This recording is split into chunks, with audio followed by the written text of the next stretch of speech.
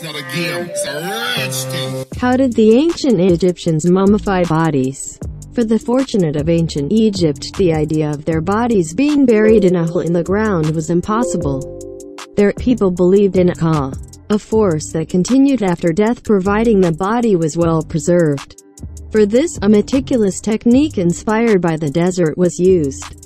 After observing that hot sand and dry air preserved the dead, the ancient Egyptians created a method of dissection and mummification, accompanied by a religious ritual. The earliest known mummies are from 3000 BC, but it remained a privilege of monarchs, taking 800 years before the process extended to anyone who could afford it. And it wasn't only humans that were mummified. In January 2028, dogs were found in Faiyum, an oasis 80 kilometers from Cairo.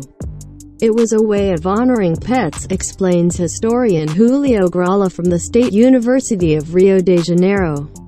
The last mummies found are from the 4th century AD.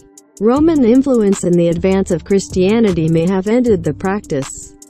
Check out the step-by-step process of mummification. 1. General cleaning. The body was taken to open-air tents at Abu, meaning the purification place on the west bank of the River Nile, where the cemeteries were. There, the corpse would be handed over to priests, where it was then washed with palm wine and river water on a sloping table to collect fluids. 2. Goodbye. The priest removed the organs through a cut in the left side of the abdomen. Only the heart was left at the end of the procedure. The lungs, intestines, stomach, and liver, on the other hand, were placed in special containers. The rest of the tissue was thrown into the River Nile, including the brain, which was taken out through the nostrils.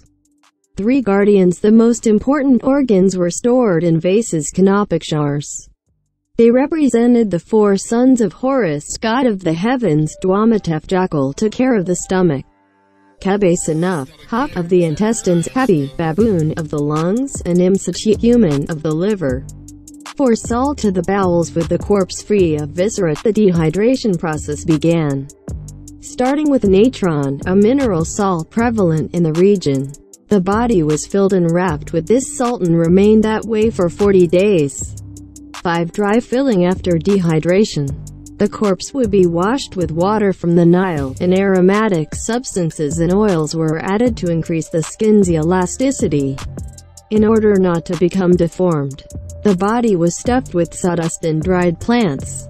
Only then would it receive up to 20 layers of starched linen strips. 6. From head to toe. The sequence for winding the linen started with the head, continued with the hands right first, and then ended with the feet, in the same order. The priest, Hariseshtat, wore a mask of Anubis, god of the dead.